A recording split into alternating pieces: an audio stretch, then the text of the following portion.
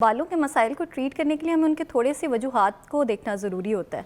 जैसे कि सबसे पहली चीज़ जो कि आजकल हर किसी का मसला है, तमाम मर्द परेशान है, जिसको मर्दाना गंजपन कहते हैं। अच्छा। जिसमें जेनेटिक एलिमेंट आता है और दूसरा हार्मोनल इश्यूज़ भी आते हैं।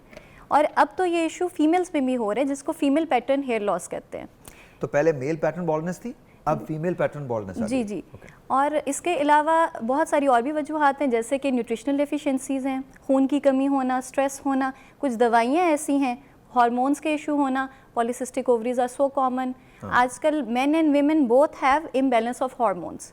ट्रू। फिर इसके अलावा कुछ स्पेसिफिक कंडीशंस आ जाती हैं, जिसको हम एलोपेशिया एरियाटा या बालचर का इशू कहते हैं। कुछ ऑटोइम्यून डिजीजेज आ जाती हैं, जिससे कि सिस्टेमिक लूपस एरिथमेटोसिस वगैरह।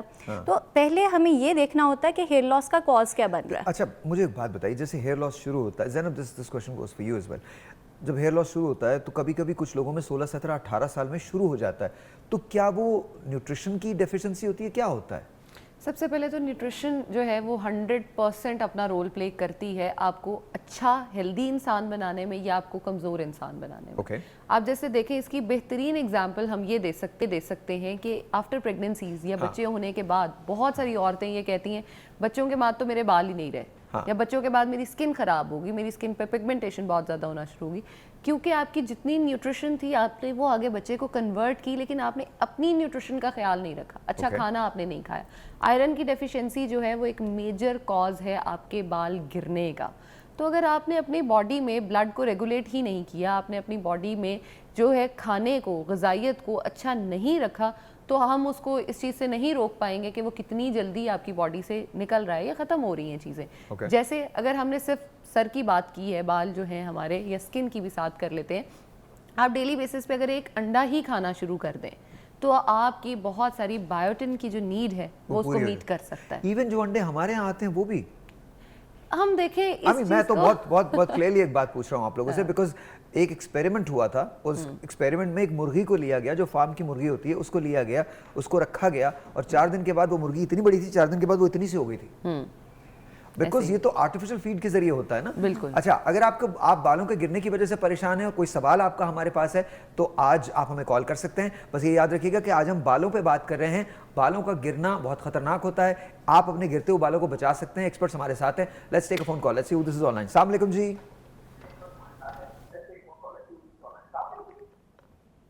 हेलो हेलो हेलो, अस्सलाम वालेकुम। वालेकुम अस्सलाम। साहिर भाई क्या हाल है? अल्लाह का शुक्र, आप कैसे हैं? अच्छा प्यारे भाई, अपना टीवी बंद कर दें प्यारे भाई। टीवी सर, आते भाई टीवी। हेलो हेलो जी जी, अब बोलिए। साहिर भाई, मैं किला रामकोर अहमदाबाद से बात कर रहा हूँ। जी जी बोलिए। भाई मैडम साहब बैठी हुई हैं, एक काइंडली सजेशन हमें दे दें। कुछ लोगों के बाल जल्दी सफेद हो जाते हैं, बच्चे हैं 17-18 साल के होते हैं, बाल सफेद हो जाते हैं, या बाल साथ ऐसा होता है कि बालों की न्यूट्रिशन का प्रॉब्लम आता है, तो क्या चीज इस्तेमाल करें जिससे बेहतरी आ जाए? ओके, चलिए आप फोन रखिए, मैं पूछता हूँ। अच्छा, ये एक बड़ा ही कॉमन हो गया है मसला कि बाल बड़ी जल्दी सफ़ेद होना शुरू हो गए। समझ ज़्यादा आने लगी। ज़्यादा धूप में बाल सफ़ेद होना भी एक मुहावरा सुना करते थे, लेकिन आजकल तो अगर आप देखें तो टीनेजर्स आ रहे हैं कि हमारे बाल सफ़ेद हो रहे हैं। छाँव में भी हो रहे हैं।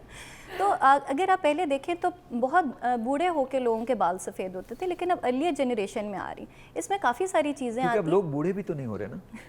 I'm being very honest, बूढ़े भी नहीं हो रहे। अब कहाँ बूढ़े हो रहे हैं? अब तो मतलब 60 is also young।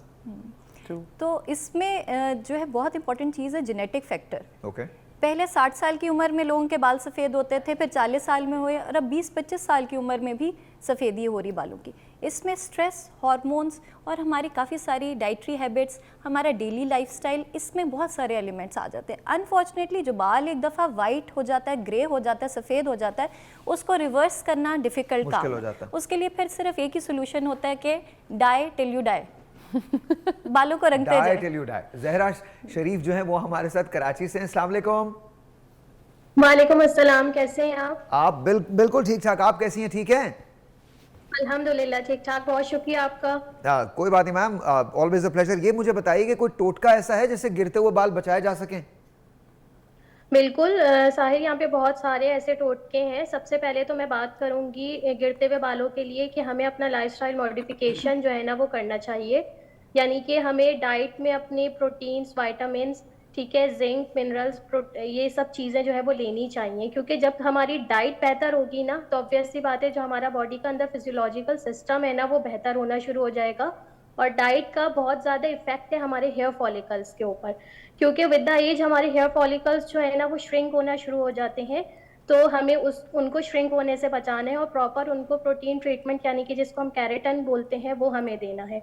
तो डाइट में हमारे पास तो बहुत सारी चीज़ें आ जाती हैं। योगर्ट है, इसके अलावा हमारे पास सी फूड्स हैं, लेग्यूम्स हैं।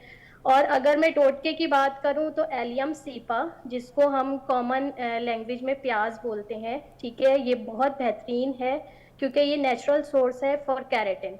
ये लगाने के तो लिए, मेरे खाने पास के यहाँ लिए? पे ये, हाँ, खाने के लिए तो हम खाते ही हैं, लेकिन लगाने के लिए मैं आपको एक टोटका बताती हूँ। अगर हम प्योरली नेचुरल कैरेटिन ट्रीटमेंट जो है वो घर पे बैठ के करें तो वो इस तरह से होगा कि हमें 2 प्याज लेनी है, ठीक है, उसके अंदर 3 से 4 चमचे जो है वो हम दही डालेंगे और उसको हम अच्छे से ब्लेंड कर लेंगे। और इन एडिशनल अगर हम चाहें तो हम उसमें 8 से 10 करी लीव्स डाल सकते हैं ताकि हमारे बाल जो है वो सफ़ेद होने से बच जाए। जरा उसके बारे में बता दें, कैरेटिन ट्रीटमेंट के बारे में बात हो बड़ा रही थी। इंटरेस्टिंग सवाल था एक कि वो केराटिन और ब्लीचिंग और स्ट्रीक्स करा रही थी, ये खातून का सवाल था, तो वो अपने बालों की बेहतरी के बारे में पूछ रही थी। इसके बारे में मैं अवेयरनेस ज़रा क्रिएट करना चाहूँगी कि हमारे एक्सटेंसिव प्रोसीजर्स बालों को लेके, चूँकि हर इंसान चाहता है कि खूबसूरत दिखे और नए नए स्टाइल्स बनाएं, जिद्दत हो हर किसी के हेयर स्टाइलिंग में, तो blow dry, straightening, keratin, Xtenso, rebonding, बालों को डिफरेंट तरीके से रंगना, कलर करना, ब्लीच करना, ये सारी चीज़ें बालों के लिए काफ़ी डैमेजिंग होती है। Okay. क्यों होती है? क्योंकि इनमें केमिकल्स होते हैं और साथ हीट होती है। ये दोनों चीज़ें ही बालों के लिए नहायत नुकसानदेह, ना सिर्फ बाल की पूरी लेंथ और शेफ्ट के लिए, बाल की जड़ को भी नुकसान पहुंचता है और मुस्तकिल तौर पे जड़ ख़राब हो जाती है। तो इस तरह के प्रोसीजर से मैं सबको एडवाइस करूँगी कि इनको मिनिमम रखें, इनको बड़ा रेगुलरली मत कराएं।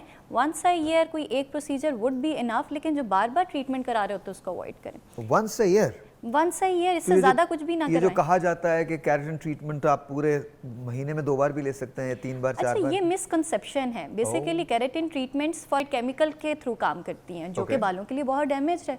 Okay. अब हमें इसको रिपेयर करने के लिए फिर हम डर्मेटोलॉजिस्ट को बहुत काम करना पड़ता है, लेकिन जैसे ही बाल बेहतर होते हैं फिर जाके कोई ट्रीटमेंट करा लेते हैं। It's a vicious cycle. That is true. No, it's not a vicious cycle. You just don't know our nation.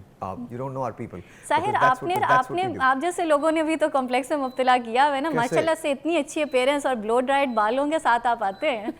Seriously?